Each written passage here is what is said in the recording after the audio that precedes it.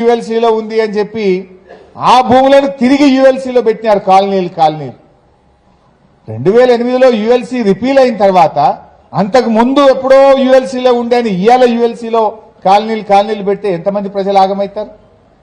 Supreme court జడ్జిమెంట్లు వచ్చి, high court జడ్జిమెంట్లు వచ్చి కొన్ని భూములను ప్రైవేట్ భూములుగా ప్రజలు హక్కులు దొరికినాయి, లేఅవుట్లు అయినాయి, అక్కడ అపార్ట్మెంట్లు వచ్చినాయి, ప్రజలు ఇండ్లు కట్టుకున్నారు.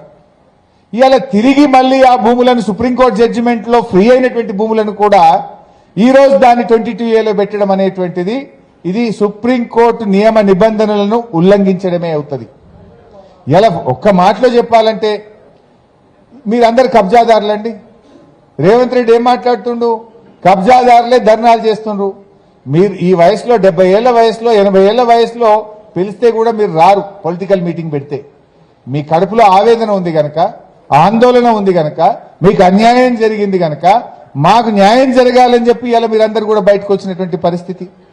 దాన్ని అర్థం చేసుకొని చేసిన తప్పును సరి చేసుకోవాల్సిన ప్రభుత్వం ఇంకా ఉల్టా మిమ్మల్ని పట్టుకొని కబ్జాదారులు అనడం అంటే ఇదేదో పుండు మీద కారం చల్లినట్టు. మీరైనా కబ్జాదారులా?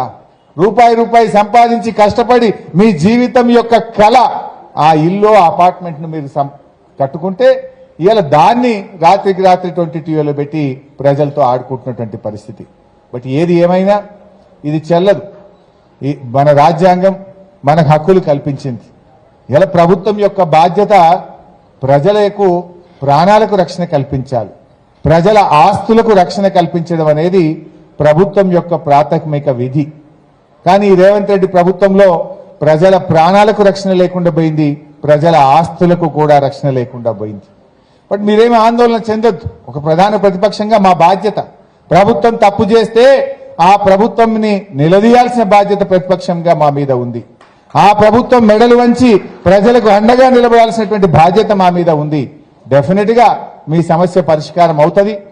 ఇవాళ మీ గురించి మేము అనేక రకాలుగా ప్రభుత్వం మీద ఒత్తిడి తెచ్చే ప్రయత్నం చేస్తా ఉన్నాం. ఇన్ఫాక్ట్ మొన్న నేను మల్కాజ్గిరి, మేడ్చల్, కుత్బుల్లాపూర్ పోగానే ఇప్పుడు ఇంట్లో కూడా ఒక 20-30 మంది ఇంటెలిజెన్స్ వాళ్ళు కూర్చున్నారు. ఇంకా మీరు మాట్లాడిన అన్ని రాసుకుంటుండ్రు. రేపటికల్లా తెల్లారికల్లా